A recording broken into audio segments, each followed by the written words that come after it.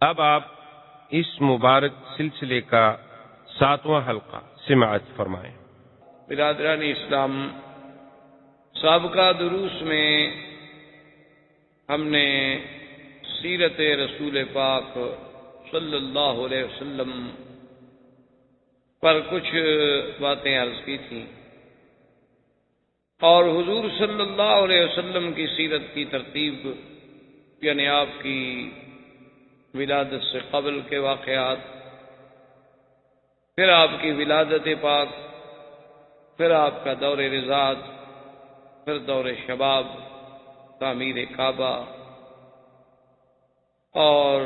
اس کے بعد حضور صلی اللہ علیہ وسلم کے اسفار، نبوت اور بعثت سے قبل، اور اس کے بعد حضور صلی اللہ علیہ وسلم پر اللہ کی طرف سے سب سے پہلی وحی کا اترنا، جبکہ آپ غار حرا میں تھے اور جبریل علیہ السلام آپ پر قرآن کی پہلی 5 آیات لے کر نازل، اور اس کے بعد حضور صلی اللہ علیہ وسلم کا سیدہ خدیجہ رضی اللہ تعالی عنہا کے گھر میں آنا، سیدہ خدیجہ رضی اللہ تعالی عنہا کا ورقہ ابن نوفل کے پاس لے کر جانا، ورقہ ابن نوفل کی طرف سے بھی تصدیق، پھر سیدہ کا ایمان لانا، اور مردوں میں سے سیدنا ابو بکر رضی اللہ تعالی عنہ کا ایمان لانا، یہ تمام باتیں تقریباً ہم اپنے دروس سابقہ میں پڑھ چکے۔ اب بات یہاں تک پہنچی تھی کہ اللہ نے جب اپنے نبی پاک کو حکم دیا کہ آپ اب لوگوں کو ڈرائیں، ڈرائیں کا معنی یہ ہے کہ جہنم کی آگ سے ڈرائیں، اللہ کی نافرمانی سے ڈرائیں، اللہ کی معصیت سے ڈرائیں، تو اب جب انذار کا حکم ملا اور اللہ کے نبی نے اپنی بعثت کے بعد اللہ کے احکام کے مطابق اس انذار پہ کام شروع فرمایا، آپ نے صفا پہ ندا دی، آپ نے مکہ کے پہاڑوں پہ ندا دی، آپ نے حرم کعبہ میں ندا دی، آپ نے اسواق میں ندا دی، یعنی کوئی ایسا مقام نہیں تھا جہاں اللہ کے نبی نے، اللہ کے پیغمبر نے، سرکار دو عالم نے اللہ کی توحید کی دعوت نہ دی۔ تو جب حضور صلی اللہ علیہ وسلم نے توحید کی دعوت دی، کفار قریش پہ گراں گزری، تو سب سے پہلے تو انہوں نے یہ کوشش کی کہ کسی طرح حضور صلی اللہ علیہ وسلم اپنی اس دعوت کو چھوڑ دیں اور ہمارے دین کی، ہمارے الہہ کی، ہمارے خداؤں کی، ہمارے عقیدے کی تردید اور مخالفت نہ کریں۔ اس ضمن میں قریش نے اپنے سرداروں کو اور اپنے رؤساء کو جمع کیا، اور جمع کرنے کے بعد ابی طالب سے بات کی، کیونکہ حضور صلی اللہ علیہ وسلم کی کفالت اول جو تھی وہ عبد المطلب کے پاس، لیکن عبد المطلب جب فوت ہو گئے تو پھر حضور صلی اللہ علیہ وسلم کی کفالت جو ہے ابی طالب نے قبول کی، اور اس وقت ابی طالب جو ہیں وہ بھی مکے کے سردار تھے اور اوسائے مکہ میں تھے۔ تو ابی جہل نے، جس کا نام عمرو بن ہشام تھا اور کنیت وہ ابو الحکم کہلاتا تھا، لیکن اس کی عناد سے، اس کی تعصب سے، اس کی مخالفت سے، حق کو ٹھکرانے سے، باطل کو اپنانے سے اس کی کنیت جو ہے پھر ابی جہل پڑ گئی۔ تو وہ سارے وفد کو لے کے ابی طالب کے پاس پہنچا اور اس نے کہا کہ ابی طالب، آپ چونکہ ہمارے بڑے ہیں اور سردار ہیں اور قریش مکہ سے آپ کا بہت بڑا تعلق ہے اور خاندان بنو ہاشم سے آپ کا بہت بڑا مقام ہے، لیکن آپ کے بھتیجے سیدنا محمد الرسول اللہ صلی اللہ علیہ وسلم نے ہمیں تنگ کر دیا ہے، ہم بالکل مجبور ہو گئے ہیں کہ وہ ہمارے خداؤں کی مخالفت کرتے ہیں، لات و عزا کی مخالفت کرتے ہیں، اور یصفی احلامنا اور کان یکفر آباءنا، اور ہمارے باپ دادے کے دین کے طریقے کی تردید کرتے ہیں، ہم صبر نہیں کر سکتے۔ ہم مجبور ہیں، لہذا آپ محمد مصطفیٰ صلی اللہ علیہ وسلم کو ہدایت کریں کہ وہ یہ بات جو ہے چھوڑ۔ ابی طالب نے حضور صلی اللہ علیہ وسلم کو سمجھایا اور بتلایا کہ آپ کی قوم کا وفد آیا تھا اور ان کا یہ مطالبہ ہے۔ حضور نے فرمایا کہ یہ میرا کوئی ذاتی کام تو نہیں ہے، مجھے تو اللہ نے نبی بنا کے بھیجا ہے، میں تو اللہ کے حکم کا پابند ہوں، میں کیسے چھوڑ سکتا۔ اب کفار قریش نے ایک دوسرا طریقہ اختیار کیا۔ انہوں نے ابی طالب سے کہا کہ آپ اپنے بھتیجے سے کہیں کہ وہ ایک نیا نظریہ، چونکہ ان کے لیے تو یہ ایک نئی بات تھی نا، کیونکہ وہ تو سوچ بھی نہیں سکتے تھے، وہ تو صدیوں سے اسی کفر میں مبتلا چلے آ رہے تھے کہ بتوں کی عبادت کرنی ہے، بتوں کی پوجا کرنی ہے، بتوں کے آستانوں پہ جانور ذبح کرنے ہیں، ان کے نام پہ چڑھاوے چڑھانے ہیں،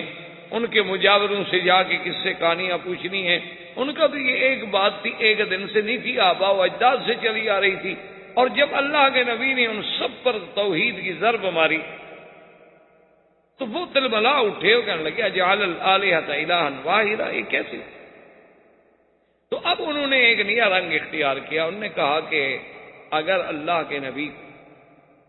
اس نئے نظریے کے پیش نظر یہ خیال مبارک میں ہے کہ مجھے مکے کی سرداری مل جائے، میں مکے کا سردار مان لیا جاؤں، اور بغیر کسی اختلاف کے تو ہم آپ کو سردار ماننے کے لیے تیار ہیں، آپ سے اور اچھا ہمیں کون مل سکتا ہے کہ آپ صادق بھی ہیں، امین بھی ہیں، اور بنو ہاشم کے چاند ہیں، محمد ابن عبداللہ ہیں، ابن عبد المطلب ہیں، آپ عالی نسب ہیں، تو آپ بالکل سردار بنے، ہم سب بیعت کرنے کے لیے تیار ہیں۔ اور اگر انہوں نے کہا کہ حضور صلی اللہ علیہ وسلم نے اپنی اس شہرت سے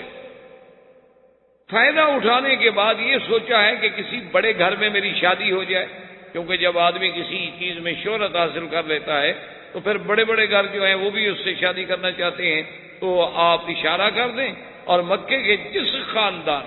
جس گھرانے کی جس لڑکی پہ حضور صلی اللہ علیہ وسلم ہاتھ رکھے ہم دینے کے لیے تیار ہیں، نکاح کر لیں۔ اور تیسری بات یہ ہے کہ خدا نہ کرے اگر حضور صلی اللہ علیہ وسلم کو کوئی تکلیف ہے، یعنی آپ پر کوئی جن کا اثر ہو گیا،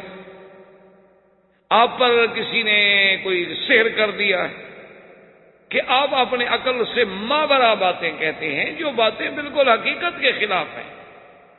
جو باتیں بظاہر ہماری سمجھ سے بالا تر ہیں، کہ ایسی بات ہے کہ لات عزا منات یہ 360 خدا سب چھوڑ دیے جائیں اور ایک خدا جو ہم دیکھ بھی نہیں سکتے،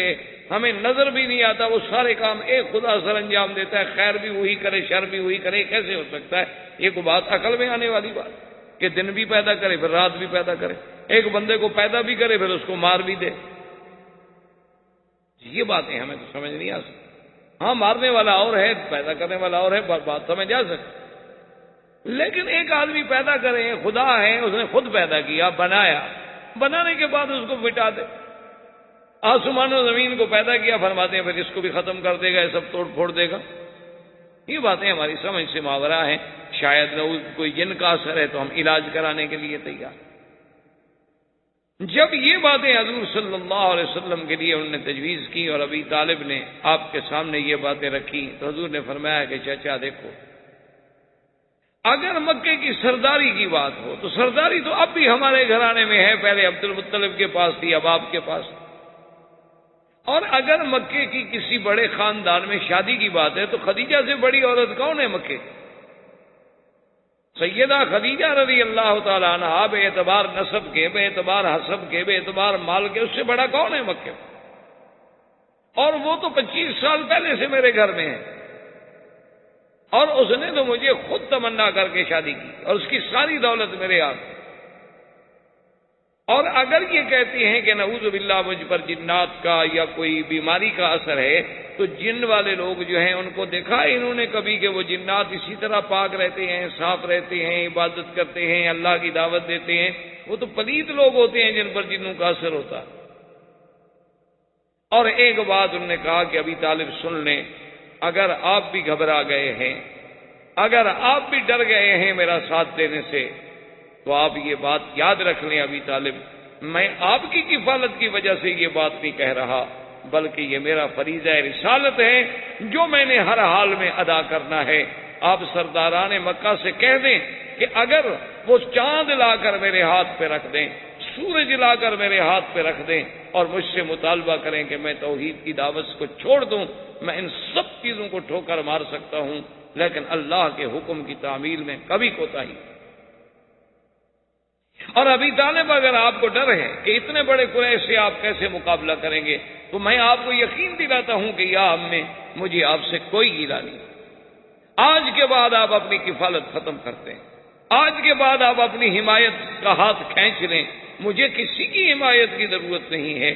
میرا تو مشن جو ہے صرف اللہ کے احکام کی تعمیل ہے اور اسی پر میرا بھروسہ ہے۔ آپ سب میرے مخالف ہو جائیں لیکن میں اپنے کام پہ رہوں۔ حضور صلی اللہ علیہ وسلم نے اسی طرح اپنی دعوت کو جاری رکھا۔ اب قریش نے سوچا کہ بھئی اس کا کیا حل؟ اللہ کے نبی صلی اللہ علیہ وسلم تو ہماری کوئی بات ماننے کے لیے تیار نہیں۔ وہ سمجھے تھے نا کہ یہ دنیاوی بات ہے، جیسے آج کل بھی ہمارے بہت سارے پڑھے لکھے دوستوں کو بہت سارے مقامات پر مغالطہ لگتا ہے کہ بھئی یہ مولوی لوگ اتنے سخت کیوں ہیں، اتنے باتوں پہ کیوں اپنی بات پہ اڑے رہتے ہیں، یہ کیوں نہیں دنیا کے ساتھ ذرا مل جل کے مصالحت کر کے اور رواداری کے ساتھ اور جناب ذرا وسعت قلب کے ساتھ فراخ دلی کے ساتھ جو ہے معاملہ کریں۔ دنیا بہت ترقی کر گئی ہے، تو ان بیچاروں کو بھی دراصل یہی مغالطہ ہوتا ہے۔ آدمی رواداری وہاں کرتا ہے جہاں اس کا اپنے بات ہو، اپنا کام ہو۔ آپ نے مجھ سے پیسے لینے ہیں، آپ نے مجھ سے گھر مانگا ہے، آپ نے مجھ سے رہنے کی جگہ مانگی ہے، اس میں تو رواداری ممکن ہے۔ اللہ کے دین کو تبدیلی میں رواداری کا کیا معنی ہے؟ کوئی آدمی کہے اچھا جی کیونکہ بہت سارے لوگ داڑھی مڈاتے ہیں لہذا آپ مولوی رواداری کر کے اس کو چپ کر جائیں، چلو جائز نہیں کر سکتے چپ کر جائیں، یہ رواداری نہیں ہوگی، یہ دین سے انحراف ہوگا، دین سے غداری۔ اس کی چھوٹی سی مثال آپ دیکھ لیں کہ اگر آپ کسی کو چوکیدار رکھیں کہ آپ نے میرے گھر کا پہرا دینا ہے اور میں آپ کو اتنی تنخواہ دوں گا اور آپ نے رات کو 10 بجے سے صبح 6 بجے تک ڈیوٹی دینی ہے اور بالکل اپنا الرٹ رہنا ہے۔ اب اس کے پاس کوئی چور آئے اور کہے کہ یار کم سے کم کچھ تو اخلاق رکھو، کچھ تو رواداری اختیار، یار تم اتنے بدخلق ہو کہ ہر وقت ڈنڈا لے کے کھڑے ہو، کوئی بات ہے؟ تم تھوڑا سا تو نرم ہو جاؤ، تھوڑی سی رواداری کرو۔ چلو میں تمہارے مالک کی گاڑی نہیں چراتا، بڑی چیزیں نہیں چراؤں گا، چھوٹی موٹی چیزیں اگر اٹھا لوں تو کیا فرق پڑتا ہے، تمہارے مالک کو تو پتہ بھی نہیں چلے۔ میں اگر کار لے جاؤں ٹھیک ہے، مالک پوچھے گا ابھی گاڑی کہاں؟ میں اگر ان کے ڈرائنگ روم سے قیمتی قالین اٹھا لوں تو وہ دیکھے گا کہ کہاں ہے۔ یہ چھوٹی موٹی چیزیں جن پر ان کی کبھی نظر ہی نہیں پڑتی، اتنا تو تم روادار بنو یار، یہ کیا رواداری ہوئی؟ تو اگر ایک چوکیدار یہ رواداری نہیں کر سکتا تو ایک دین کا سپاہی جو ہے اور دین کا چوکیدار جو ہے وہ اللہ کے نبی سے غداری کر کے حضور کی شکل کے خلاف کیسے راضی ہو جائے، حضور کی سیرت کے خلاف کیسے سلوک کر لے؟ مثال کے طور پر جیسے بعض اوقات مثلا ایک پارٹی میں مجھے بھی ایک دفعہ اتفاق ہوا کہ وہاں آج کل جیسے رواج ہے لوگ کھڑے ہو کے کھانا کھاتے ہیں، کیونکہ تہذیب جدید کا تقاضا یہی ہے کہ ہر آدمی جو ہے پلیٹ لے لے اپنی اور کھڑا ہو جائے۔ پہلے تو ہم نے سنا تھا کہ ہندو لوگ الگ کھانا کھاتے ہیں، اب مسلمانوں کو بھی ہم نے دیکھا کہ پلیٹ بھی اپنی، اپنی گلاس بھی اپنا، ہاتھ بھی اپنا، چمچ بھی اپنا۔ چلو جی ٹھیک ہے، بہرحال ڈرتے ہیں بیچارے کہ بھئی جراثیم نہ ہو جائیں۔ بھئی جراثیم انہیں ہونا ہو تو جتنی حفاظت کرو وہ ہو جاتی، جو تکلیف آنی ہے نا اللہ کی طرف سے۔ بڑے صاف ستھرے ملک، جتنے ترقی یافتہ ممالک ہیں، ان میں جو بیماریاں ہیں ان کا آپ تصور بھی نہیں کر سکتے۔ اللہ ان بیماریوں سے ہمیں محفوظ رکھے، جن عذابوں میں وہ مبتلا ہیں اللہ تبارک و تعالی ہمیں محفوظ رکھے۔ تو بہرحال اب مسلمانوں کا ایک طرز جدید، تہذیب جدید کا تقاضا یہ ہے کہ کھانا لیں جناب، اپنا کھانا بھی خود اٹھائیں اور پلیٹ میں لے لیں اور اس کے بعد کھڑے ہو جائیں، گپ شپ بھی کرتے رہیں اور کھانا شانا بھی کھاتے رہیں۔ تو بہرحال تو ایک دفعہ میں گیا تو اصل بات یہ ہے کہ پتہ نہیں میں بھی شاید کھڑے ہو کے کھا لیتا، مجھے طریقہ نہیں آتا۔ پرانے لوگ دیہات کے رہنے والے، ہمیں کیا پتا کیسے پلیٹ پکڑ کے آدمی کھڑا رہے۔ اب ہمیں تو نہیں آتا نا جی، ہمیں تو کھڑے ہو کے ابھی تک پیشاب کرنا بھی نہیں آتا۔ ہم نے تو اپنے عقل میں اونٹ وغیرہ کو دیکھا تھا کہ وہ کھڑے ہو کے پیشاب کرتا ہے، ہمارے تصور میں بھی نہیں ہے کہ بندہ بھی ایسے کر سکتا ہے حرکت۔ تو بہرحال میں چونکہ نہیں جانتا تھا، میں نے وہ پلیٹ لے لیا اور ادھر ادھر کرسی قریب نہیں تھی، میں تھوڑا دور جا کے بیٹھ گیا۔ تو ان میں سے ایک آدمی آیا تو کہنے لگا کہ حضرت اتنا تو آدمی کو سخت نہیں ہونا چاہیے، اگر اتنی دیکھیں آپ کو پتہ ہے آج بڑے بڑے لوگ یہاں کھڑے ہیں، منسٹر بھی ہیں اس میں بڑے بڑے اہم سیاسی لوگ بھی ہیں، مذہبی لوگ بھی ہیں، اگر اور بھی تو کھڑے رہے، اگر آپ کھڑے رہتے تو کیا فرق پڑ جاتا، تھوڑا سا تو آدمی کو وسیع القلب ہونا چاہیے۔ میں نے کہا میرے بھائی ٹھنڈے دل سے بات سن، میں اگر وسعت قلب کا مظاہرہ کر کے حضور کی سنت کے خلاف کھا لیتا تو اللہ کے نبی بھی ناراض، خدا بھی ناراض، اور میں اپنے مشن سے بھی منحرف ہو گیا کہ لوگوں کو تو میں پیغام دوں کہ میں ایک عالم ہوں اور میں دین کی دعوت دیتا ہوں، اور خود میں اس دین پہ عمل نہ کروں۔ تو میں نے اپنے مشن سے غداری کی، سنت رسول سے غداری کی، اپنے اللہ سے غداری کی، اور صرف ایک بندے سے رواداری کی کہ دعوت دینے والا مجھ سے ناراض نہ ہو جائے۔ اور اگر تم نے علماء کو بلایا تھا اور تم رواداری کر کے ذرا کھانا سنت کے مطابق نیچے لگا لیتے، سب بیٹھ کے کھا لیتے، تو تم پہ اللہ بھی راضی، اللہ کا رسول بھی راضی، اور زندگی میں چلو ایک دفعہ سنت پہ عمل ہو جاتا۔ تو تم مجھے بتاؤ تمہاری رواداری کرنا زیادہ بہتر تھا یا میری رواداری کرنا زیادہ بہتر؟ ٹھیک ہے نا؟ اس طرح تو آپ کہہ سکیں گے کہ حضرت ابراہیم علیہ السلام نے بھی قوم سے رواداری نہیں کی، جا کے بتوں کو توڑ ڈالا۔ دیکھو جی، کوئی عقل کی بات ہے، کسی کی دین کو نہ مانو، لیکن یہ تو نہیں کہ جا کے توڑ دو۔ پھر ان کے بارے میں آخر آپ کیا فتویٰ دیں گے؟ خدا تو اس کے اس عمل سے اتنا خوش ہے کہ وہ کہتا ہے کہ خلیل ہے میرا۔ اللہ نے تو انہیں خلیل اللہ کا لقب دیا، لیکن آپ اس کو کہیں گے کہ جی حقوق انسانیت کے خلاف ہے کہ کسی کے خدا کو جا کے توڑ ڈالو، آپ نے تو کسی کا دل توڑ دیا۔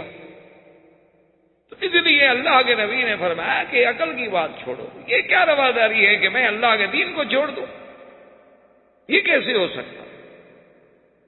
تو اب کفار قریش نے ایک نیا پینترا بدلا، انہوں نے ایک نئی چال چلی، انہوں نے کہا کہ بھئی اللہ کے نبی تو اپنے راستے سے نہیں ہٹ۔ اب انہوں نے کہا کہ حل یہ ہے کہ ہر آدمی ایسا کرے کہ جو اس کا بس چلتا، اور جہاں جہاں اس کا بس چلتا ہے وہ ان لوگوں کو عذاب دے جو اسلام قبول کر رہے ہیں، تاکہ وہ لوگ عذاب دیکھ کر، تکلیفیں دیکھ کر اللہ کے نبی کا ساتھ چھوڑ دیں، اور جب لوگ چلے جائیں گے تو اکیلے رہ جائیں گے۔ اب تعذیب مسلمین کا دور شروع ہوا بعثت رسول کے بعد، بعثت کے بعد، دعوت کے بعد، جب کفر کے سارے حربے ناکام ہو گئے، جب کفار قریش کی ساری تدبیریں ناکام ہو گئی، تو انہوں نے اب یہ پروگرام بنا لیا کہ بھئی دیکھو اکثر تو زیادہ سے زیادہ لوگ جو مسلمان ہو رہے ہیں وہ غریب ہیں اور غلام ہیں، تو ان کو اتنا عذاب دو کہ وہ اللہ کے نبی کو چھوڑ جائیں۔ تو اس کے لیے تجویز ہو گئی اور سب نے اپنے اپنے حصے تقسیم کر لیے کہ حضرت بلال جو تھے یہ امیہ کے غلام تھے، انہوں نے کہا کہ بلال کو تو میں ٹھیک کرتا ہوں۔ سمیہ، عمار، یاسر اور عمار، اس پر ابو جہل نے اپنی ذمہ داری لے لی کہ ان کو میں تعذیب دوں گا۔ ایک بنی معمل قبیلہ کی باندھی تھی، جاریہ تھی بنی معمل کی، اس کو حضرت عمر نے کہا کہ میں تعذیب دوں گا۔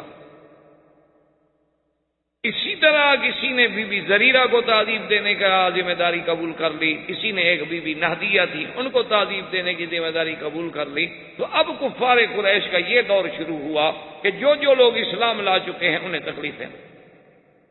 اور خدا کی قدرت ہے کہ مکی زندگی میرے مدنی کی نبوت کے ابتدائی دور میں یہ وہ دور تھا کہ جس میں اللہ کی طرف سے حکم تھا کہ صبر اور صبر اور صبر، یعنی صبر محض، کہ جو دشمن جتنی کوشش کرے جواب ہی نہیں دیتا۔ اس لیے قرآن میں ایک ہی ہدایت کی کہ وَاصْبِرْ كَمَا صَبَرَ أُولُو الْعَزْمِ مِنَ الرُّسُلِ، بس میرے مدنی صبر۔ حتیٰ کہ اللہ کے نبی کو اتنا حکم بھی نہیں تھا کہ آپ اپنے صحابہ کو کہیں کہ چلو بھی جواب تو دے دیں نا، بھئی ایک آدمی مار رہا ہے تو چلو تم گالی تو دے دو۔ فرمایا بالکل صبر کرو۔ حضرت بلال رضی اللہ تعالی عنہ کو امیہ ابن خلف کیا کرتا، اللہ معاف کرے، عین شدید گرمی میں جب عین پتھر جل رہے ہوتے، آپ کو تو مکے کی گرمی کا پتہ، مکے کی گرمی تو ضرب المثل ہے، ابھی دیکھا نہیں 4 دن قبل کیسے گرمی۔ علماء نے تو مکے کی گرمی سے مسائل نکالے ہیں کہ الحر حر مکہ والسکل سکل النبوۃ فکیف لا یعرق۔ ملا علی قاری نے مسئلہ نکالا ہے کہ آدمی اگر گھوڑے پہ سوار ہے، خچر پہ سوار ہے، گدھا پہ سوار ہے، اور اس جانور کا پسینہ کپڑوں کو لگ جائے تو کیا وہ کپڑے پاک ہوں گے یا کپڑے دھونے پڑیں گے؟ تو انہوں نے کہا کہ نہیں، کپڑے نہیں دھونے پڑیں گے، جانور کا پسینہ حرام اور پلید نہیں ہوتا، اس لیے کہ حضور صلی اللہ علیہ وسلم راکب حمارن، مکے میں حضور نے حمار پہ گدھا پہ سواری فرمائی۔ تو ملا علی قاری فرماتے ہیں یہ کیسے تصور کیا جا سکتا ہے کہ مکے کی گرمی ہو اور بوجھ نبوت کا ہو، اور کیسے ہو سکتا ہے کہ پسینہ نہیں آیا ہوگا جانور کو؟ لیکن حضور نے کپڑے نہیں دھوئے۔ تو مکے کی گرمی تو یعنی ایک ضرب المثل ہے۔ تو حضرت بلال رضی اللہ تعالی عنہ کو عین یعنی بالکل شدید ترین جب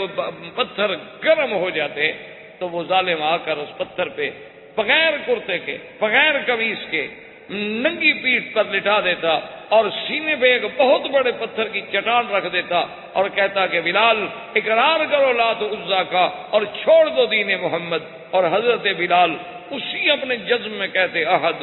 احد احد، اور احد احد کہتے کہتے بے ہوش ہو جاتے، اور جب ہوش آتی پھر وہی نعرہ احد احد۔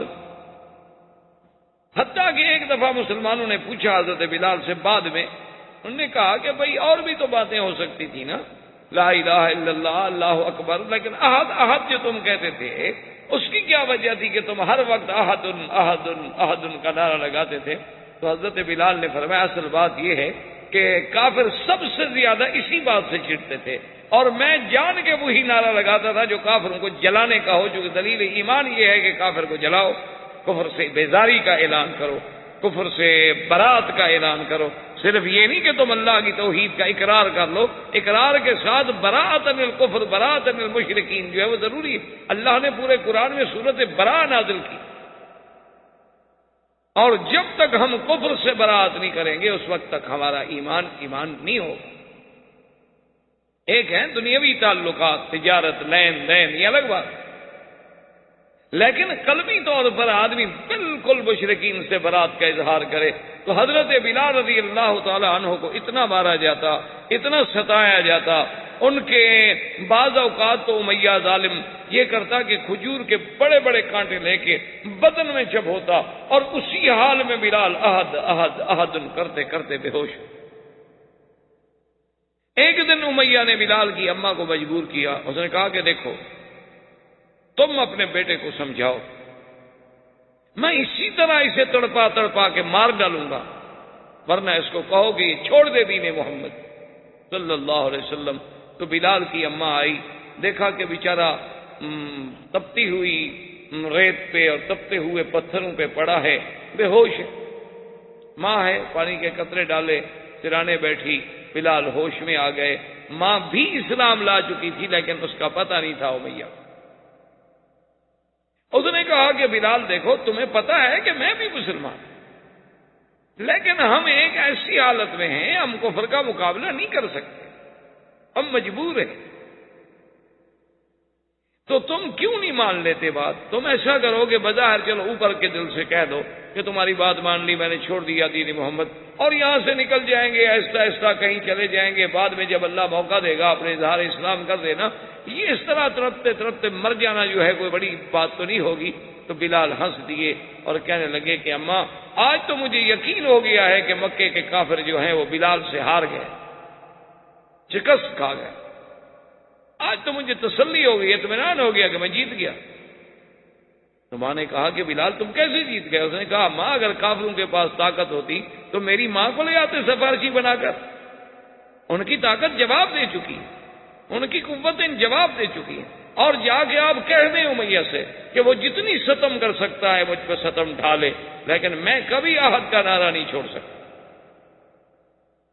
اسی عالم میں سیدنا ابی بکر رضی اللہ تعالی عنہ گزرے، جب تعذیب بلال کو دیکھا تو آپ نے کہا امیہ اس بلال غلام کو بیچنا چاہتے ہو؟ اس نے کہا یار میری تو جان چھڑاؤ، میں تو گلے میں پڑ گیا، میں تو بات ہی نہیں مانتا،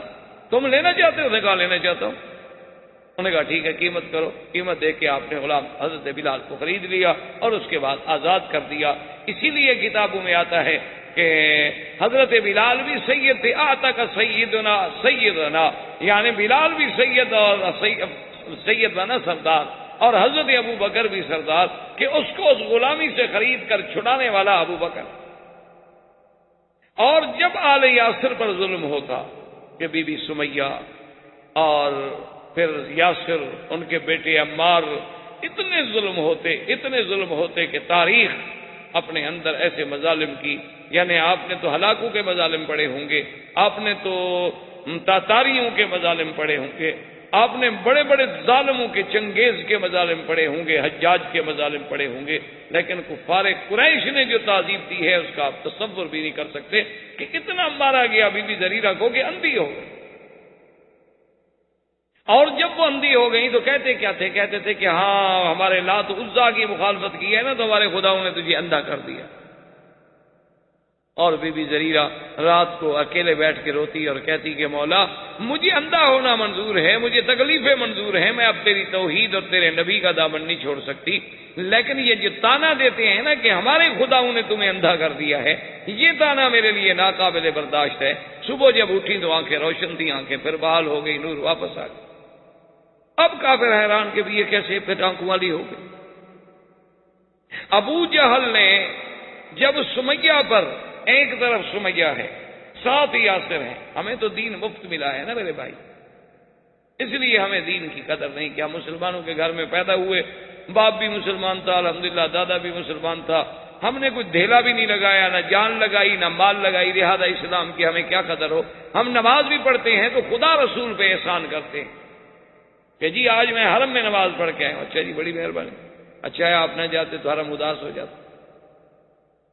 آج تو میں نے جناب طواف کیا، ہاں جی بالکل شکر ہے اللہ کا، آپ طواف نہ کرتے تو خدا کا گھر خالی ہو جاتا، اللہ کے فرشتے بھی نہیں ہیں، بلکہ پتہ نہیں ہمارے طواف سے ہی کعبہ تنگ آتا ہو، تو یہ تو میں سوچ رہا ہوں، یہ تو میں تصور کر سکتا ہوں کہ ہمارے طواف کی وجہ سے اللہ کے کعبے کو، اللہ والوں کو، ملائکہ کو تکلیف ہوتی ہو، یہ تو میں سوچ سکتا ہوں، یہ مجھے نہیں یقین آتا کہ ہماری وجہ سے انہیں کوئی راحت ملتی ہو۔ اس لیے کسی نے کہا تھا نا کہ تو طواف کعبہ کردم، کہ جب میں طواف کرتا ہوں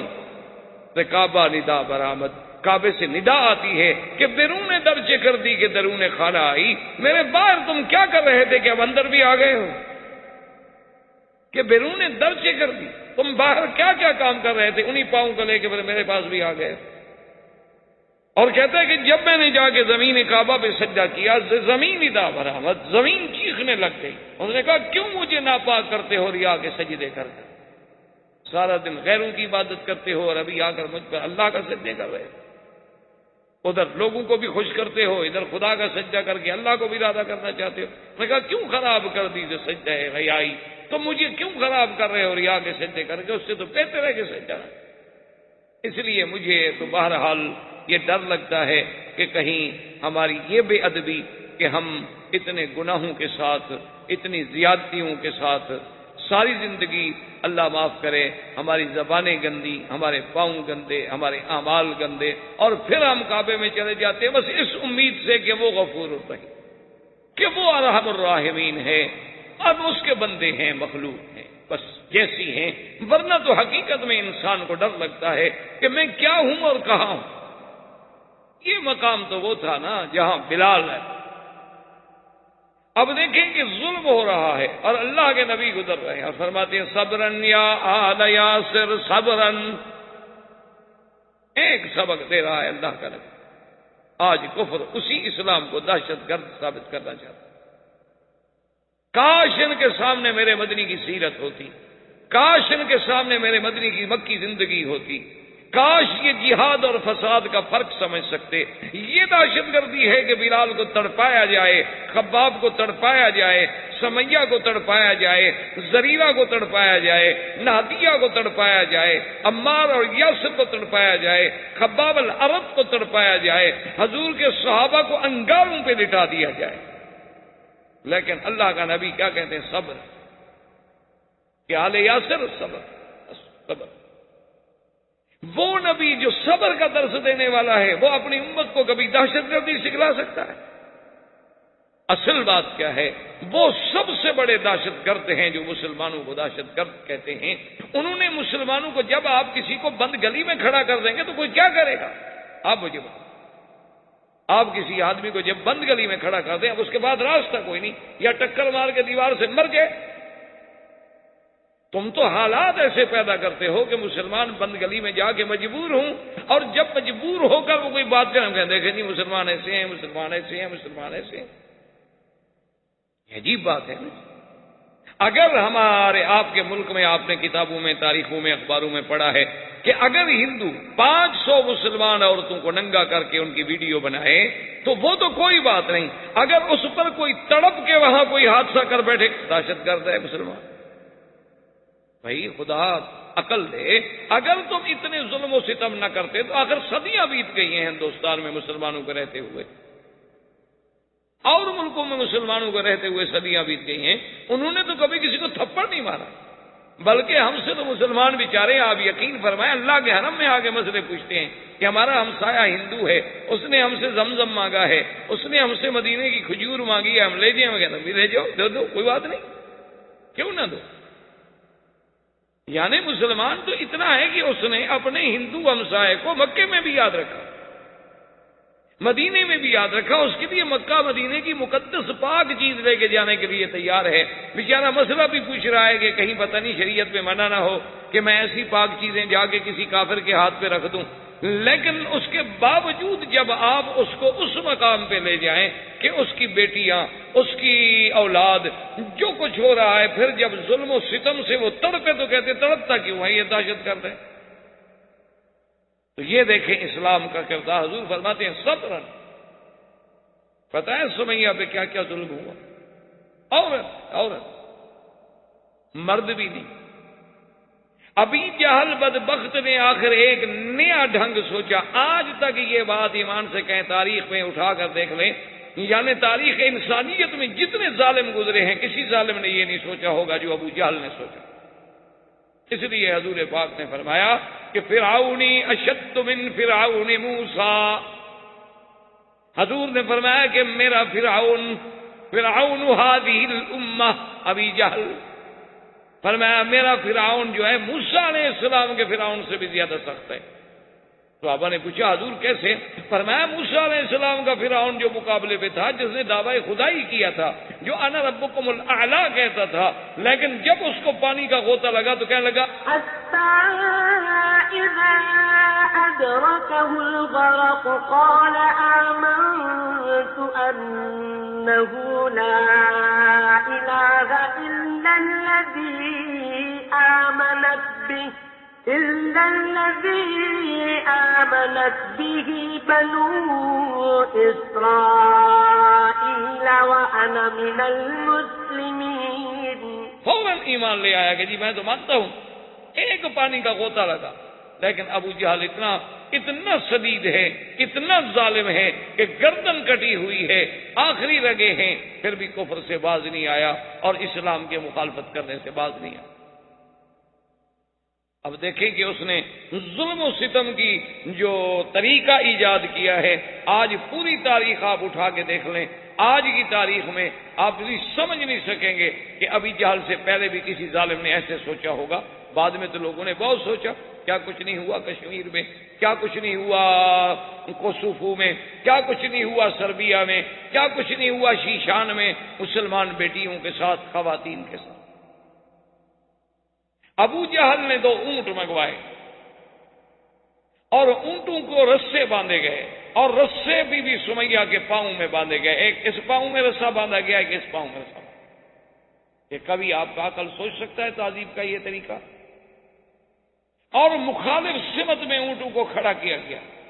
اور اس ظالم نے کہا کہ جب میں حکم دوں تو دونوں اونٹوں کو بھگا دیا جائے. تو ایک اونٹ ادھر دوڑے گا، ایک اونٹ ادھر دوڑے گا. ابو جہل سامنے کھڑا ہے. جب اونٹوں کو دوڑایا تو خود نیزہ مارا بی بی سمیہ کی شرمگاہ میں، اور بی بی صاحبہ 2 حصوں میں چیر دی گئی. آپریشن نہیں، چھری سے نہیں کاٹا گیا، تلوار سے نہیں کاٹا گیا، اونٹوں نے طاقت سے چیر، جیسے مرغی کو پکڑ کے آپ یوں چیرتے، لیکن اس وقت بھی اس کی زبان پہ تھا لا الہ الا اللہ محمد رسول اللہ. یہ اول شہیدۃ فی الاسلام، اسلام کی سب سے پہلی شہیدہ ہے جو اسلام کے راستے میں شہید. یعنی تہذیب کی کوئی حد ہے. حضرت خباب بن الارت رضی اللہ تعالی عنہ ایک دن بیٹھے تھے، صحابہ نے کہا کہ حضرت خباب ہمیں اپنے ابتدائی اسلام کی بھی کوئی بات سنا. حضرت خباب بن الارت نے بتایا کیا کیا، آپ نے فرفع ثوبہ عن ظہرہ، آپ نے اپنی پشت سے کپڑا اٹھا لیا. کہا پشت سے کیا پوچھتے ہو، میری پشت دیکھ لو، میری پشت پہ پوری ابتدائی اسلام کی تاریخ لکھی ہوئی ہے. صحابہ کہتے ہیں جب ہم نے آپ کی پشت کو دیکھا تو اس میں ایسے گڑے پڑ چکے، ایسے گڑے پڑ چکے تھے اوپر سے لے کر نیچے تک، ایسے جیسے گڑے ہوتے ہیں اور پورے اندر تک گڑے پڑے ہوئے اور سیاہ، حتیٰ کہ حضرت عمر جیسا آدمی، حضرت امیر المومنین عمر جیسے آدمی کہتے ہیں کہ مجھ سے صبر نہ ہو سکا، میں رو پڑا اور واللہ ما رأیت، تو خدا کی قسم ایسی پشت کسی انسان کی میں نے نہیں دیکھی تھی. میں نے کہا خباب یہ کیا ہے؟ اس نے کہا اسلام کے لیے جب ہم اللہ کا نام لیتے تھے تو ظالم کفار جو تھے انہوں نے کیا کیا کہ انہوں نے انگارے بنائے، انگارے بنا کر، اور انگارے پتہ ہے کیسے بنائے گئے؟ یہ لکڑی کے انگارے نہیں، انہوں نے پتھر لے کے آگ میں رکھے، پتھروں کو آگ میں رکھا اور پتھر جب آگ کی شدت سے سرخ ہو گئے، انگارہ بن گئے پتھر.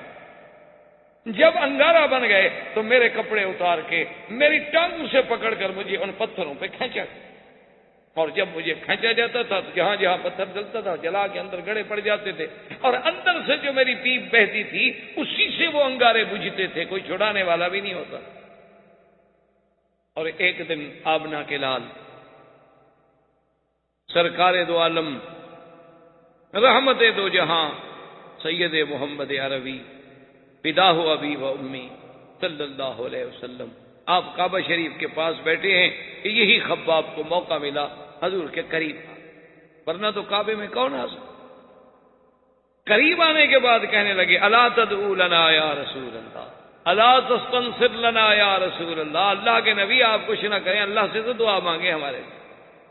اللہ سے تو مدد مانگیں کہ اللہ پاک ہماری نصرت فرمائیں، ہم کب تک یہ عذاب تو برداشت نہیں کر سکتے ہیں. تو حضور نے فرمایا کہ خباب کیا کہہ رہے ہو، ہم سے پہلے ایسے لوگ گزرے ہیں کہ اللہ کے دین کے لیے جن کے سروں پہ آرا رکھا گیا، آرا رکھ کے چلایا گیا، جیسے لکڑی کو دو حصے کیا جاتا ہے، وہ دو ٹکڑے ہو گئے لیکن انہوں نے اف نہیں کی، تم ابھی سے گھبرا گئے ہو. آپ نے فرمایا خباب کیا کہہ رہے ہیں؟ ایک ایک دن میں 7 انبیاء کو قتل کیا گیا، ایک ایک دن میں اللہ کا نام لینے والے جو ہیں ان کے سروں پہ آرے رکھ کے چلا دیے گئے، ایک ایک دن میں انبیاء علیہ الصلوۃ والتسلیم کو پھانسیوں پہ لٹکایا گیا. اللہ کے نام لینے والوں کو نعوذ باللہ ثم نعوذ باللہ ثم نعوذ باللہ ایسا ہوتا تھا کہ ان کے چمڑے اتارے جاتے. آپ ذرا اپنے ہند کی تاریخ اٹھا کے پڑھیں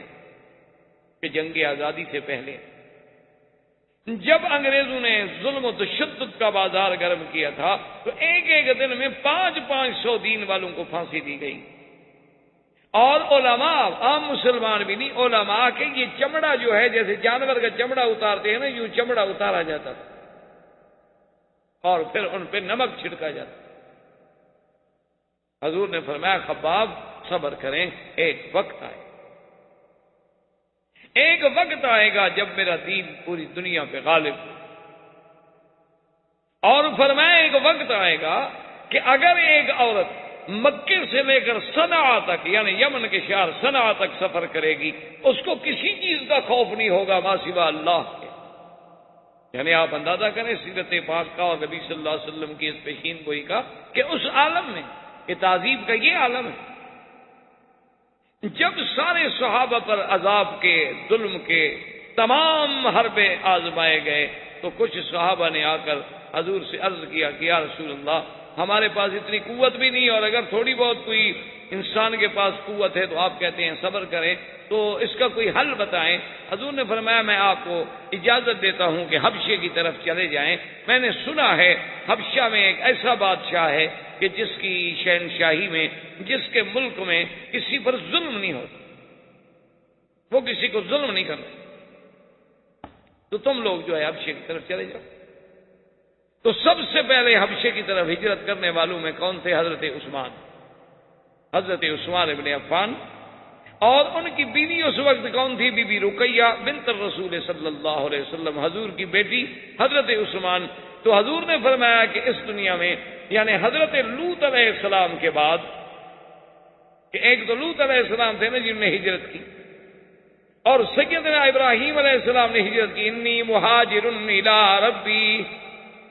جن نے اپنے والدین کا گھر چھوڑا، آزر کا گھر چھوڑا، اور لوط علیہ السلام آپ کے ساتھ تشریف لے آئے ہجرت میں۔ اس کے بعد فرمایا اللہ کے راستے میں اگر کوئی ہجرت کر رہا ہے تو عثمان۔ ابو حذیفہ، حضرت عثمان، تقریباً 13 صحابہ انہوں نے حبشے کی طرف ہجرت کی۔ اور بعض روایات میں یہ بھی آتا ہے کہ سیدنا ابی بکر صدیق رضی اللہ تعالیٰ عنہ نے بھی اذن مانگا کہ یا رسول اللہ مجھے بھی اجازت ہے، مجھ سے یہ ظلم برداشت نہیں ہو سکتا، اور میں کتنے غلام آخر خریدوں اور کب تک خریدوں؟ تو آپ نے بھی اجازت دی، اور حضرت ابو بکر صدیق رضی اللہ تعالیٰ عنہ بھی حبشے کے لیے روانہ ہوئے۔ جب مکے سے نکلے تو راستے میں ایک جگہ تھی، وہاں پر احابیش کہتے ہیں عام لوگ، یعنی ایک تو سردار ہے نا جن کا اعلیٰ نسب ہوتا ہے، ایک عام لوگ ہوتے ہیں، وہ وہاں جمع تھے، اور ان کا سردار جو ہے وہ تھا ابن دغنہ۔ اس نے دیکھا کہ سیدنا ابو بکر صدیق رضی اللہ تعالیٰ عنہ اونٹ ہیں اور سامان باندھے ہوئے جا رہے ہیں، وہ بھاگتا ہوا آیا، اس نے کہا یا ابا بکر اینا تريد، کہاں جا رہے ہیں؟ آپ نے فرمایا کہ انی اہاجر الی الحبشہ، میں حبشے کی طرف جا رہا ہوں، آپ دیکھ رہے ہیں کہ مکے میں کیا حال۔ اس نے کہا ابو بکر واللہ انک تصل الرحم، خدا کی قسم ہے تم صلہ رحمی کرنے، خدا کی قسم ہے تم غلاموں کو آزاد کرنے والے، خدا کی قسم ہے تم بیواؤں کی خدمت کرنے والے ہو، یتیموں کے ہاتھ پہ سر پہ ہاتھ رکھنے والے ہو، میں تمہیں نہیں جانتا۔ ابو بکر نے کہا کیا کہہ رہے ابن دغنہ، مکے والے ہمارا وجود برداشت نہیں کرتے۔ انہوں نے کہا کہ دیکھیں آپ میری جوار میں ہیں، آپ میری امان میں ہیں، میں دیکھتا ہوں مکے والے آپ کو کیسے چھیڑتے ہیں، آپ مہربانی کریں واپس جائیں، مکہ نہ چھوڑیں۔ حضرت صدیق واپس آ گئے۔ واپس جب آئے تو کفار قریش جو ہیں بیٹھے تھے مکے میں دار الندوہ میں، تو یہ ابن دغنہ جو تھا یہ آیا اور آ کے کہنے لگا کہ یا روسا قریش ان ابا بکر فی جواری،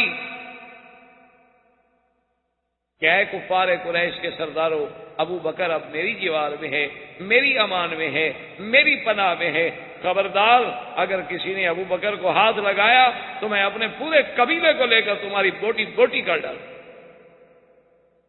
قریش چپ ہو گئے، کہا کیا کریں، یہ تو ایسے ہی آپ ہی لوگ ہیں تو ہیں ہی ایسے، ان کا تو آگا پیچھے ہے کوئی نہیں، تو کل لڑ پڑیں گے۔ تو وہ چپ کر کے چلا گیا، اور حضرت ابو بکر کو جب پناہ ملی تو آپ نے آ کر کعبۃ اللہ کے قریب قرآن شریف پڑھنا شروع کیا۔ تو جب قرآن شریف پڑھنا شروع کیا تو یہ کفار قریش جو تھے یہ یہاں سے دوڑے اور سیدھے ابن دغنہ کے پاس پہنچے، انہوں نے کہا دیکھو تم نے پناہ دی ہے، اس کو یہ تھوڑا ہے کہ وہ قرآن کھڑے ہو کے پڑھے اپنا کعبہ شریف کے پاس، وہ رہے سب کر کے رہے مکے میں۔ اصل تکلیف تو تب ہوتی ہے نا جب دین کی دعوت دی جائے، آدمی اگر دین کی بات نہ کرو تو تکلیف کا سوال ہی پیدا نہیں ہوتا۔ دیکھو نا جی، جو آدمی کہیں بھی دین کی بات نہ کریں، آپ بالکل آرام سے یعنی بڑے فراخ دل بن کے رہیں کہ جو ماحول ملا اس میں ڈھل گئے، وہ ٹھیک ہے، کبھی مچا لے آپ سے کسی نے جھگڑا کیا ہو۔ بات تب ہوتی ہے جب آدمی دین کی بات، اور بلکہ ہمارے ایک عالم تھے فوت ہو گئے، وہ کہا کرتے تھے مکی صاحب جس کی تقریر پہ سارے لوگ راضی ہو جائیں نا سمجھو کہ وہ مولوی حق نہیں کہتا، سب لوگ خوش ہوں نا تو وہ حق نہیں کہتا، کیونکہ سب لوگ تو اللہ کے نبی پہ راضی نہیں ہو سکے تو مولوی صاحب پہ کیسے راضی ہو گئے؟ اللہ کے پیغمبر کو بھی کسی نے مانا، کسی نے نہیں مانا، کسی نے پھول برسائے تو کسی نے کانٹے بھی برسائے، کسی نے دعائیں دی تو کسی نے پتھر بھی تو مارے۔ انہوں نے کہا یہ کیسے ہو سکتا ہے کہ آدمی حق کی بات کہے اور لوگ سارے کے سارے راضی ہو جائے اور قبول کر لیں اور برداشت کر لیں، یہ کبھی نہیں ہو سکتا۔ سمجھو کہ یہ حق نہیں کہتا. جیسے ہوتا ہے نا کہ ایک وہ آئے ایک مولوی صاحب کہنے لگے جی میں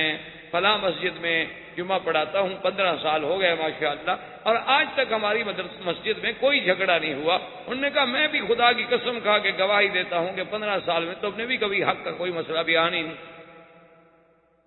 تم نے بھی بس لوگوں کو یہی سمجھایا ہوگا وضو کیا کرو، وضو کی یہ فضیلت ہے، نماز کی یہ فضیلت ہے، روزے کی یہ فضیلت ہے، اور مکہ شریف میں طواف کرو تو اتنا ثواب ہوتا ہے، عمرہ کرو تو اتنا ثواب. اس سے کون چڑھتا ہے وہ؟ اس سے کون چڑھتا؟ بات تو تب ہوگی نا جب آپ اس کو کہیں گے کہ تم باپ دادے کے غلط رسموں کو بدعات کو چھوڑو. اب جھگڑا شروع ہو کہ کیوں چھوڑوں جی؟ آپ کہیں گے چھوڑو، وہ کہے گا کیوں چھوڑوں؟ میرا تو باپ کل خانی کرتا تھا،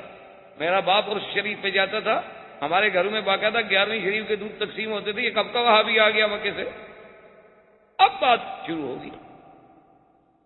جب تک آپ حق بات کی دعوت نہ کہیں، بالکل حلوے کھانے پر بھی کبھی جھگڑا ہوا ہے بھلا؟ کوئی تھوڑا کھا لے گا، کوئی زیادہ کھا لے گا. جھگڑا تو تب ہوگا جب اللہ کی توحید کی بات کریں. ساری زندگی ابو بکر مکے میں رہتا تھا، کسی نے جھگڑا کیا؟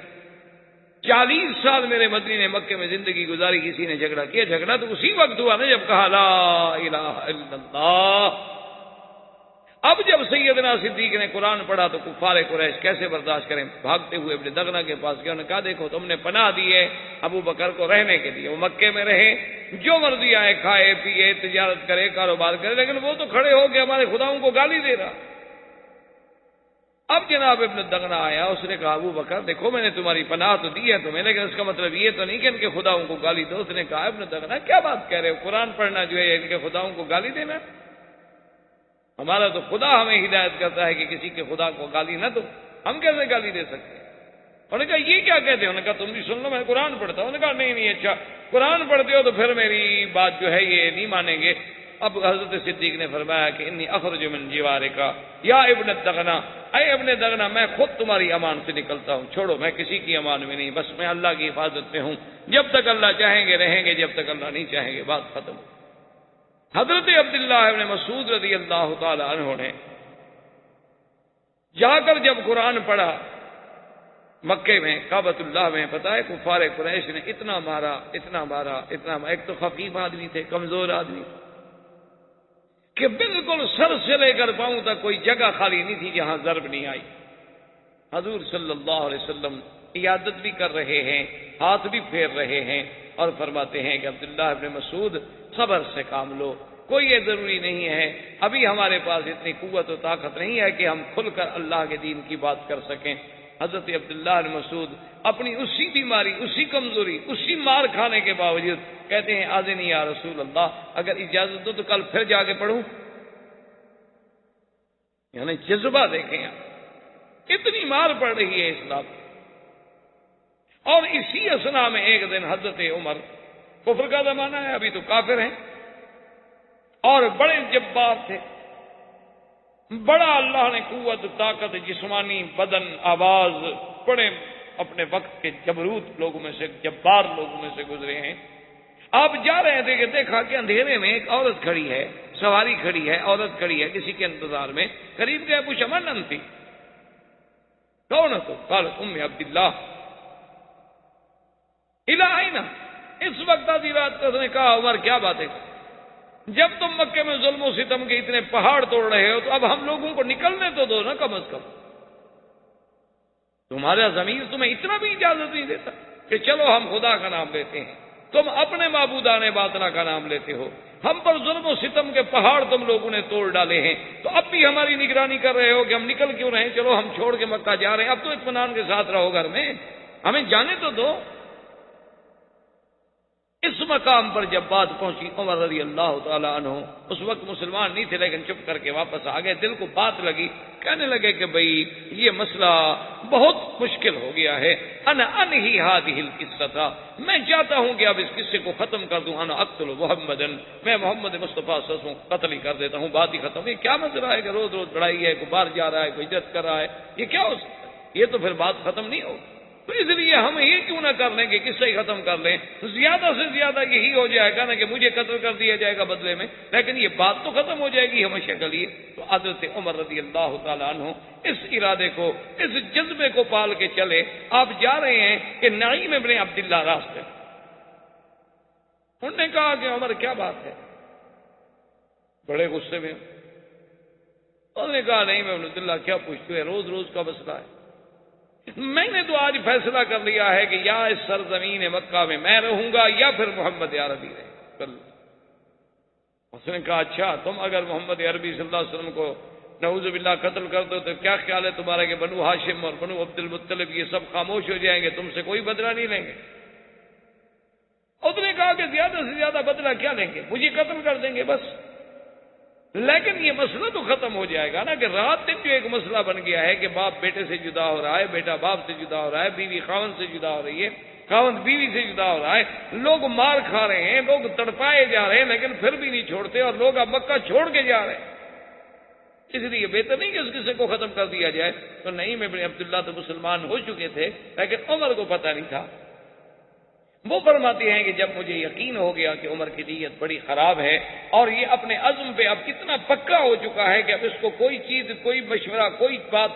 قائل نہیں کر سکتی، تو انہوں نے کہا کہ میں نے سوچا کہ چلو اس کو اللہ کے نبی سے پھیر کے کسی اور راستے پہ ڈال دوں۔ میں نے کہا عمر کیا باتیں کرتے ہو، بڑے جبار بنے پھرتے ہو، تم اللہ کے نبی کو قتل کرنا چاہتے ہو، تیرے گھر میں تو تیری بہن فاطمہ خود مسلمان ہو چکی ہیں، تو خامخواہ کے لیے تم اللہ کے نبی پر مقابلہ۔ فاطمہ سبات، اچھا میری بہن؟ اس نے کہا ہاں تمہاری بہن مسلمان ہو چکی ہے، اس کا نام فاطمہ بنت الخطاب تھا۔ تو زندگی باقی بات باقی، واللہ تعالی عالم۔ برادران اسلام، محترم بھائیوں، عزیز نوجوانوں، سیرت نبی پاک صلی اللہ علیہ وسلم کے ضمن میں دروس سابقہ میں آپ نے کچھ باتیں سنی ہیں، اور اس سلسلہ وار سیرت کے دروس میں سے ہم درس کے اس مقام پہ پہنچے تھے یا سیرت طیبہ کے اس حصے میں پہنچے تھے کہ جب ابی طالب نے روسائے کفار قریش کے کہنے پر حضور صلی اللہ علیہ وسلم کو عرض کیا کہ محمد عربی صلی اللہ علیہ وسلم آپ کی قوم ہے، آپ کی قرابت دار ہیں، وہ چاہتے ہیں کہ آپ کچھ اپنے معاملے میں نرمی فرمائیں، تو حضور نے صاف انکار کیا۔ آپ نے فرمایا کہ ایام میں یہ ایسا معاملہ نہیں ہے کہ جو میری ذات تک تعلق رکھتا ہو اور اس میں میں کچھ آگے پیچھے کر سکتا ہوں۔ میں تو اللہ کا بھیجا ہوا پیغمبر ہوں، اللہ کا بھیجا ہوا نبی ہوں، اللہ کا رسول ہوں، اور اللہ کے حکم پہ پابند ہوں۔ جو مجھے حکم ملتی ہے میں اس کی تعمیل کرتا ہوں، تو مجھ سے اس قسم کے مطالبے کرنے کی تو کوئی بات ہی نہیں۔ اب جب کفار ہر قسم کے یعنی اپنے سورس استعمال کرنے کے بعد دھونس، طاقت، دولت، لالچ، جب سب میں ناکام ہو گئے تو انہوں نے تعذیب المسلمین یعنی مسلمانوں کو عذاب دینے کا پروگرام بنا۔ انہوں نے کہا کہ اب اور کوئی حل نہیں، اب ایک حل ہے کہ ہم مسلمانوں پر اتنے ستم توڑیں کہ یہ لوگ جو ہیں خود بخود حضور صلی اللہ علیہ وسلم سے ہٹ جائیں اور ہٹ جائیں اور ڈر جائیں۔ جب یہ لوگ سب ہٹ جائیں گے، حضور کے ساتھ کوئی نہیں بچے گا، تو اس کے بعد صاف بات ہے کہ معاملہ جو ہے خود بخود ختم ہو جائے۔ تو اس تعذیب کے سلسلے میں بھی میں نے کچھ عرض کیا تھا کہ سیدنا بلال رضی اللہ تعالیٰ عنہ پر ظلم و تشدد کے پہاڑ توڑے گئے۔ اسی طرح بی سمیہ کو حتیٰ کہ شہید کر دیا گیا، اور یاسر اور عمار کو اتنی تعذیب کی گئی کہ حضور جب بھی گزرتے تو آپ ان کو تسلی دیتے اور فرماتے کہ صبر یا آل یاسر۔ بی زریرہ کو اتنی مارا گیا کہ وہ اندھی ہو گئیں، بی بی نہدیہ پہ ظلم و ستم کے پہاڑ توڑے گئے، خباب بن الارت کو انگاروں پہ لٹایا گیا، حتیٰ کہ آپ کی پشت میں گڑے پڑ گئے تھے کہ انگارے اندر گھس جاتے۔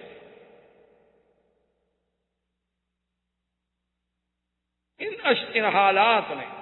حضور صلی اللہ علیہ وسلم نے صحابہ کو اجازت دی اور فرمایا کہ تم حبشہ کی طرف ہجرت کر جاؤ، کہ میں نے سنا ہے کہ حبشہ کا جو بادشاہ ہے وہ بڑا عادل ہے، منصف ہے، اس کے دور میں کسی پہ ظلم نہیں ہوتا۔ تو 12 صحابہ نے ہجرت کی، جن میں سیدنا عثمان رضی اللہ تعالی عنہ اور ان کی زوجہ محترمہ رقیہ بنت رسول اللہ صلی اللہ علیہ وسلم بھی تھیں، اور حضور نے فرمایا کہ عثمان، اللہ کے نبی لوط و ابراہیم علیہ السلام کے بعد نبوت کے گھرانے میں سے تم پہلے شخص ہو جو ہجرت کر رہے ہو، اور اللہ کے نبی کی بیٹی بھی تمہارے ساتھ، حضرت حذیفہ، یہ سب ہجرت۔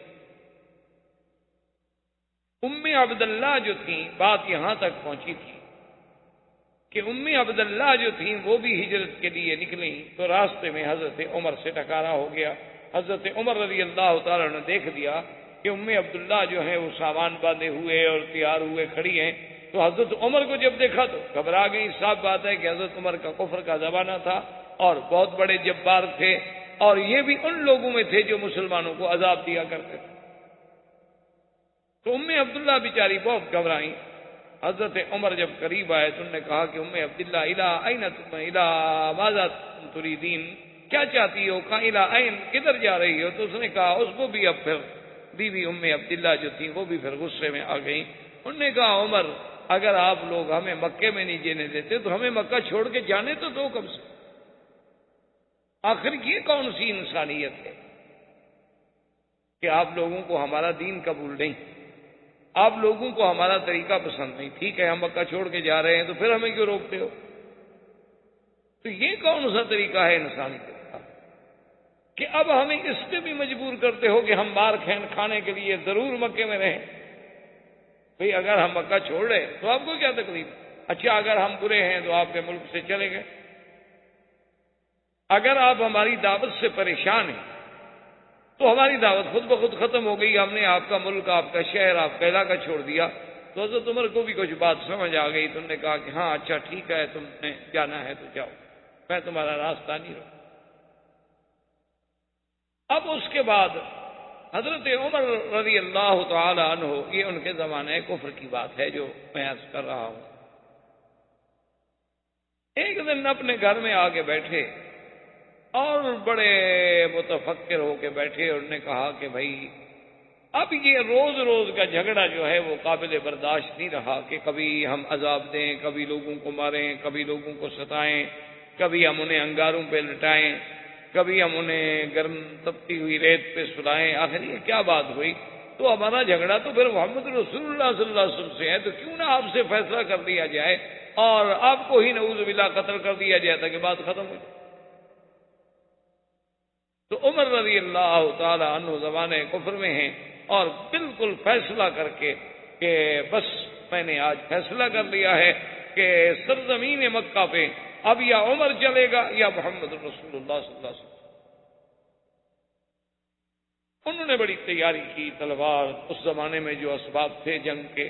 تیر، تفنگ، زرہ، ڈھال، تلوار، سب سامان لے کے غصے میں بھرے ہوئے، اور کہنے لگے کہ چلو زیادہ سے زیادہ اگر بنو ہاشم نے مقابلہ بھی کیا تو مجھے قتل کر دیں، بس زیادہ سے زیادہ یہی ہوگا نا کہ اگر انہوں نے حضور صلی اللہ علیہ وسلم کا اور محمد رسول اللہ صلی اللہ علیہ وسلم کا بدلہ بھی دیا تو کیا ہو،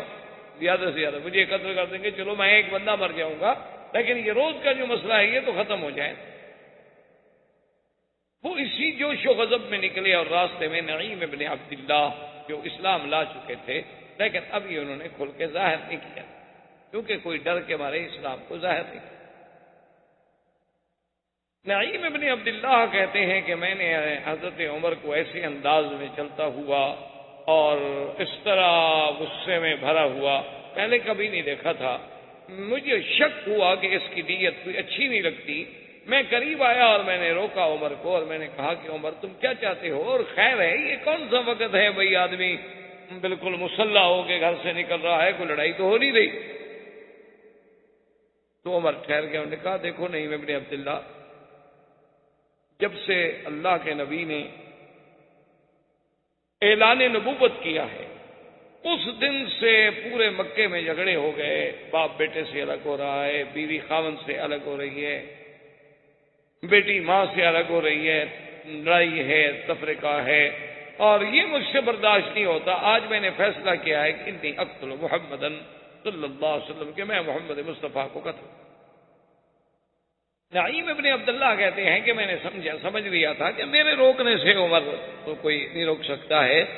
تو میں نے اس کو ایک طریقے سے روکنا چاہا۔ میں نے کہا یا عمر تم کیا سوچ کہ بنو ہاشم تمہیں چھوڑ دیں گے؟ تم اگر محمد رسول اللہ صلی اللہ علیہ وسلم قتل کر دو گے تو تمہارا کیا خیال ہے کہ بنی عبد المطلب ہیں، بنو ہاشم ہیں، بنو ابی طالب ہیں، یہ سب تمہیں چھوڑ دیں گے؟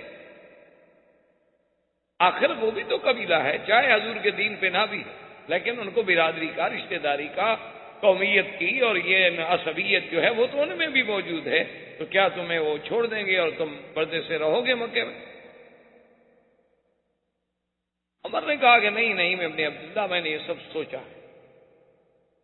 میں یہ تمام چیزوں پہ غور کر کے نکلا ہوں کہ میں نے کام کرنا ہے، اللہ کے نبی کو قتل کرنا ہے، اور اس کے بعد جو ہے زیادہ سے زیادہ اگر بنو ہاشم نے مقابلہ کیا تو میں قتل ہو جاؤں گا۔ ایک آدمی بہرحال 3-4 خاندانوں سے تو نہیں لڑ سکتا، تو میں قتل ہو جاؤں گا، چلو ایک آدمی قتل ہو جائے گا، بات تو ختم ہو جائے گی۔ یعنی آپ دیکھیں کہ باطل اپنے باطل پہ کتنی جمع ہوتا ہے کہ وہ اللہ کے انبیاء کے مقابلے پر بھی آئے، اللہ کے نبیوں کے مقابلے، کیونکہ خدا کی قدرت ہے کہ جو آدمی بھی جس غلط راستے پہ بھی ہے وَلِلنَّاسِ فِي مَا يَعْشِقُونَ مَذَاهِبُ، ہر آدمی اپنے طریقے کو سچا سمجھتا ہے اور دوسرے کو نعوذ باللہ گمراہ سمجھتا ہے۔ یعنی آپ دیکھیں کہ فرعون نے جب کہا کہ انا ربکم الاعلی، اتنا بڑا دعویٰ کہ میں خدا ہوں۔ دیکھیں اب یعنی یہ بات عقل سے بھی، ایک عقل والا آدمی بھی سمجھ سکتا ہے کہ کیا کوئی ایک بندہ جو ہے وہ خدا بن سکتا ہے، جو کھانے کا محتاج، پینے کا محتاج، سونے کا محتاج، جو اپنی حفاظت کے لیے پہرے کا محتاج، جو اپنے ضروریات زندگی اور حاجات کے لیے پیشاب کرنے کا محتاج، ہوا نکلنے کا محتاج، یہ بندہ کیسے خدا ہو سکتا ہے؟ یعنی ایک چھوٹے سے بچے سے بھی پوچھو کہ کیا یہ بندہ جو کھاتا ہے پیتا ہے خدا ہو سکتا ہے، وہ کہے گا پاگل ہے، یہ کیسے خدا ہو؟ اتنا جھوٹا شخص، یعنی جس کے جھوٹے دعوے میں کوئی شبہ نہیں ہو سکتا۔ لیکن جب موسیٰ علیہ السلام نے آ کر اسے سچے دین کی دعوت دی تو پتہ ہے اپنی قوم کو کیا کہتا ہے؟ انی اخاف ان یبدل دینکم او ان یظہر فی الارض الفساد، کہتا ہے کہ مجھے ڈر ہے کہ موسیٰ علیہ السلام تمہارے دین کو بدل نہ دے، مجھے ڈر ہے کہ موسیٰ علیہ السلام جو ہے یہاں دنیا میں فساد نہ پھیلائے، یعنی اللہ کا نبی جو ہے سچا دین کے لانے والا، وہ تمہارے دین کو بدل دے گا، تمہارا دین تو بالکل ٹھیک ہے، اور موسیٰ علیہ السلام فساد پھیلائے گا، جو داعی امن ہے وہ فسادی۔ یہ ہمیشہ قاعدہ ہے کہ جتنا بھی آدمی کسی کو ہدایت کرے، آج بھی آپ دیکھ لیں کہ جتنی حق کی جماعتیں ہیں، جتنے صحیح دین پہنچانے والے لوگ ہیں، وہ لوگوں کے نزدیک غلط ہیں، اور جتنے باطل ہیں، جتنے گمراہ فرقے ہیں، جتنے غلط کار فرقے ہیں، لوگ کہتے ہیں جی یہ ٹھیک ہے۔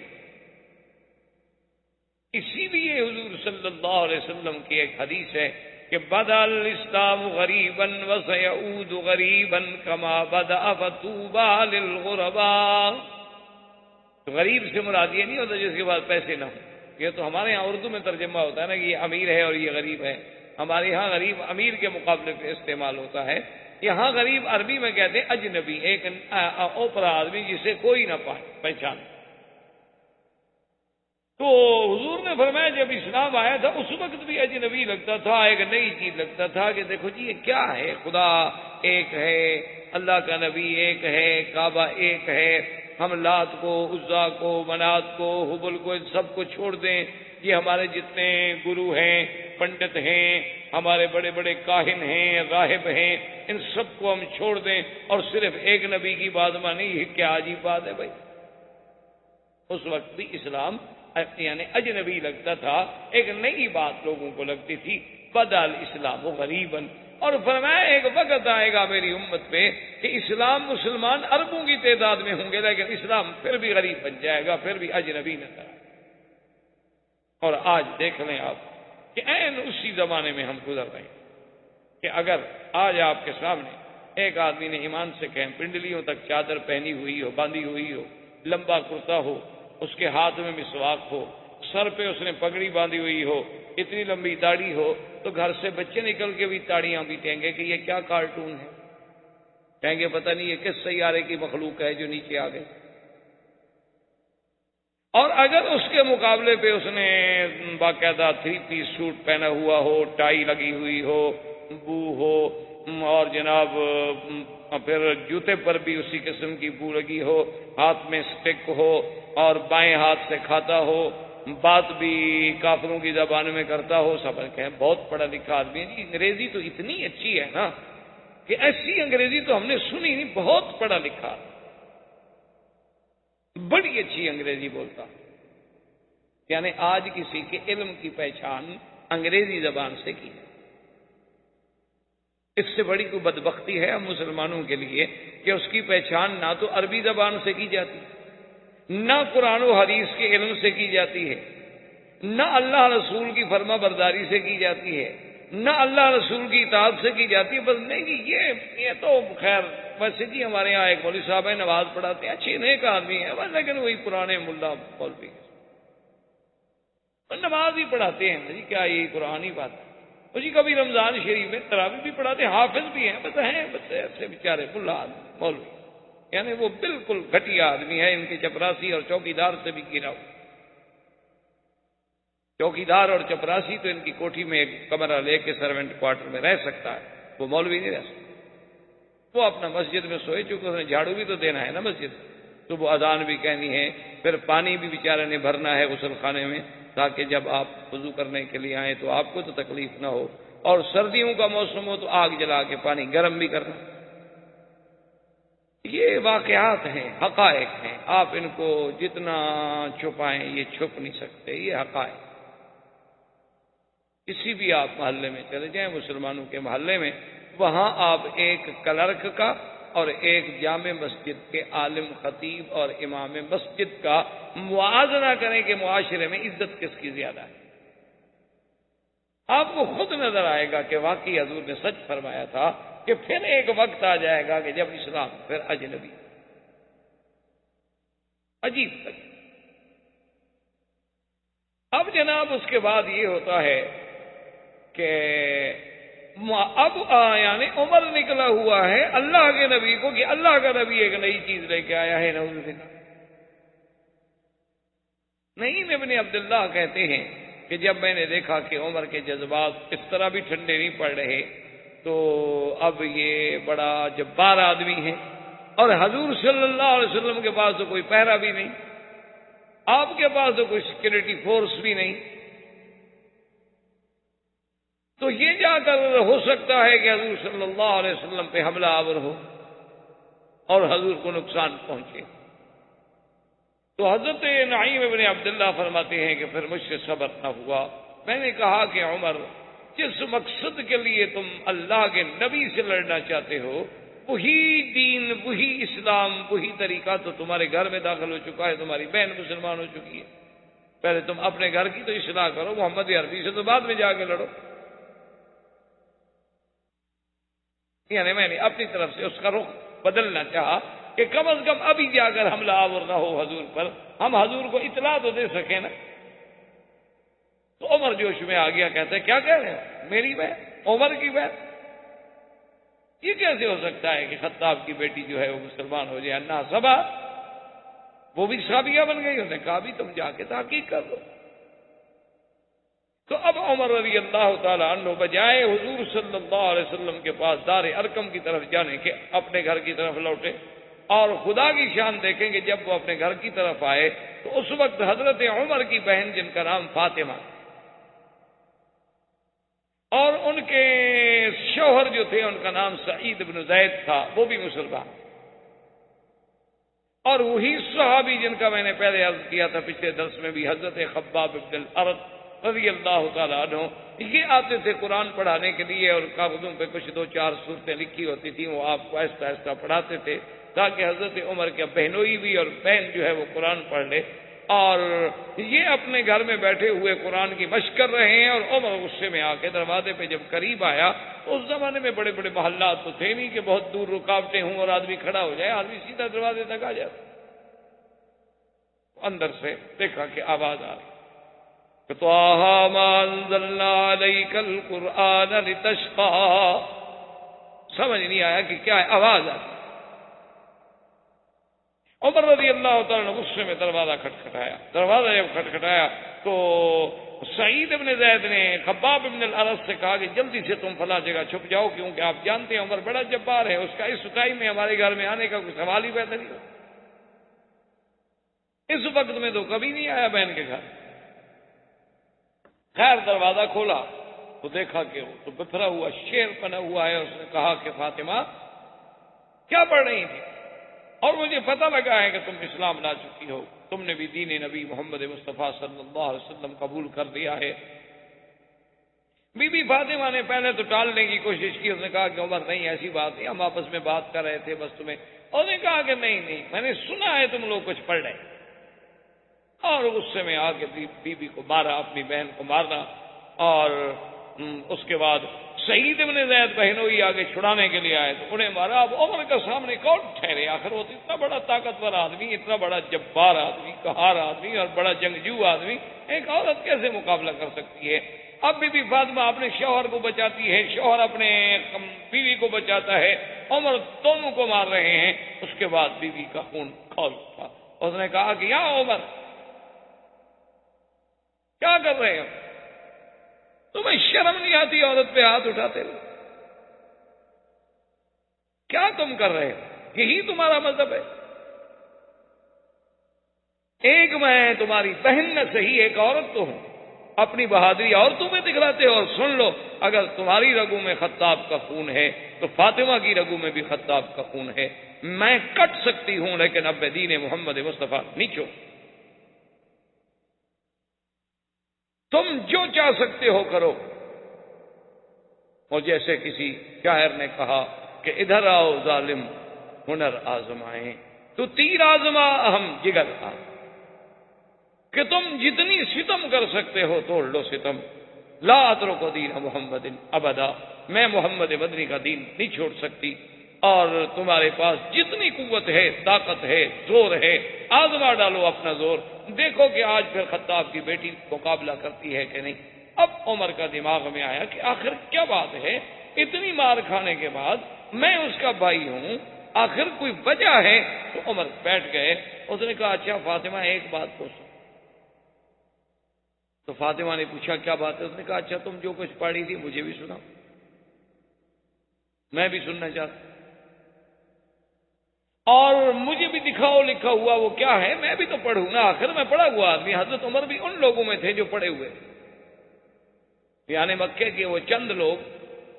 جو لکھنا پڑھنا جانتے تھے، حضرت عمر ان لوگ۔ بی بی فاطمہ اخت عمر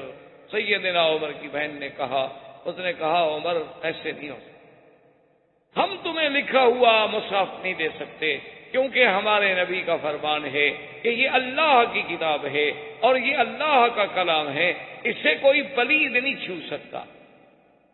اور ہمیں کیا پتہ ہے، تم تو کافر آدمی ہو، تمہیں تو پتہ ہی نہیں کہ وضو کیا ہوتا، تمہیں تو پتہ ہی نہیں کہ طہارت کیا ہوتی ہے، تمہیں تو پتہ ہی نہیں کہ حدث اصغر حدث اکبر کیا چیز ہوتی ہے۔ ہاں البتہ ایک شرط ہے کہ تم غسل کر لو، نہا لو، چلو اپنے عقل کے مطابق ہی نہ،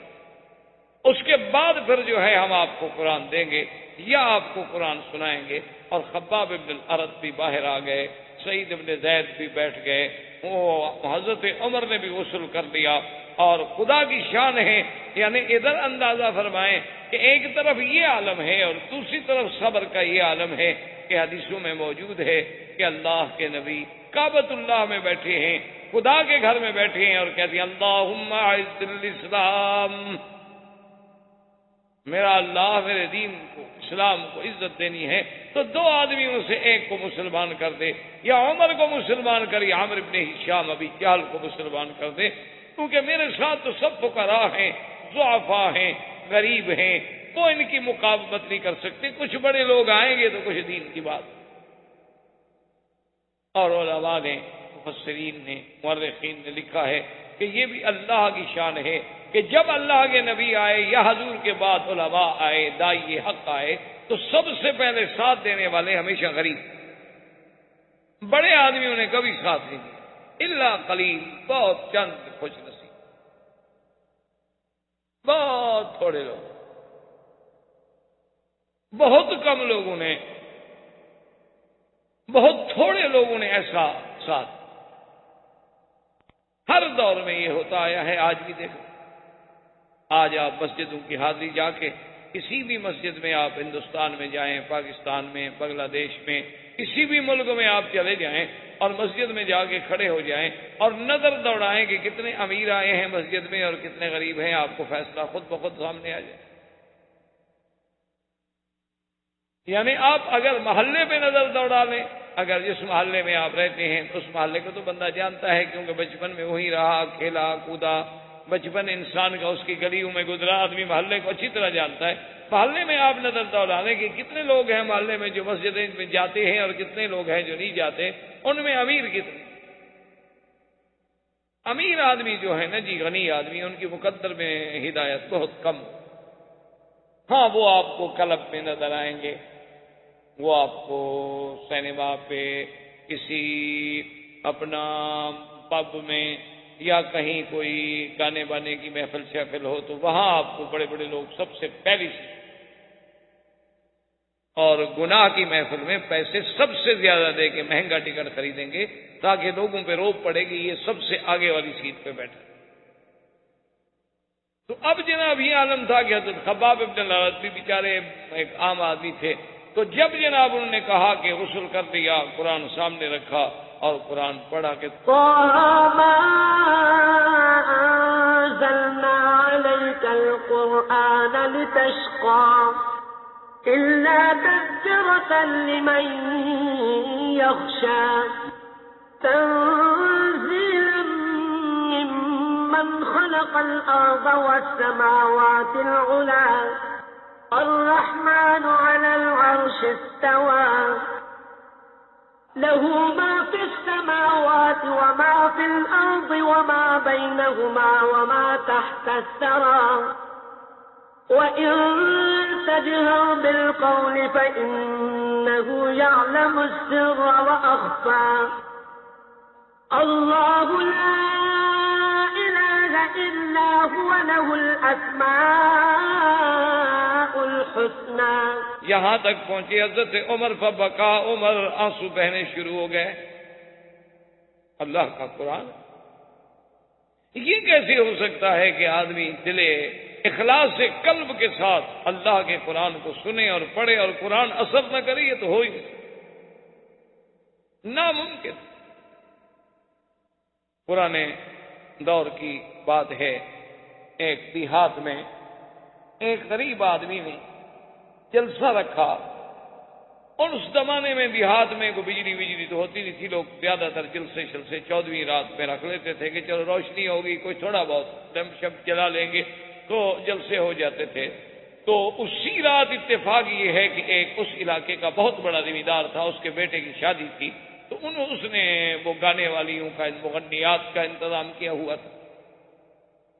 اب جب وہاں پہنچے تو غریب آدمی تھا، جس نے والد صاحب رحمۃ اللہ علیہ کو دعوت دی تھی، تو اس نے کہا کہ حضرت آئی نے آپ کو بلا لیا، لیکن مجھے پتہ نہیں تھا کہ آج کی رات جو ہے ہمارے ذمہ دار کے بیٹے کی شادی ہے، اور بڑی مصیبت ہے کہ اس نے تو یہاں بڑے بڑے گانے والیاں ہندوستان سے اور ادھر سے اور ادھر سے منگائی ہوئی ہیں، وہ بڑے لوگ ہیں، اور ساری دنیا، سیدھی بات ہے کہ وہ برائی کی طرف جائے گی، تقریر سننے کے لیے کون آئے گا؟ احباب کرام، اس کے بعد اب آپ اس مبارک سلسلے کی CD نمبر 8 سماعت فرمائیں۔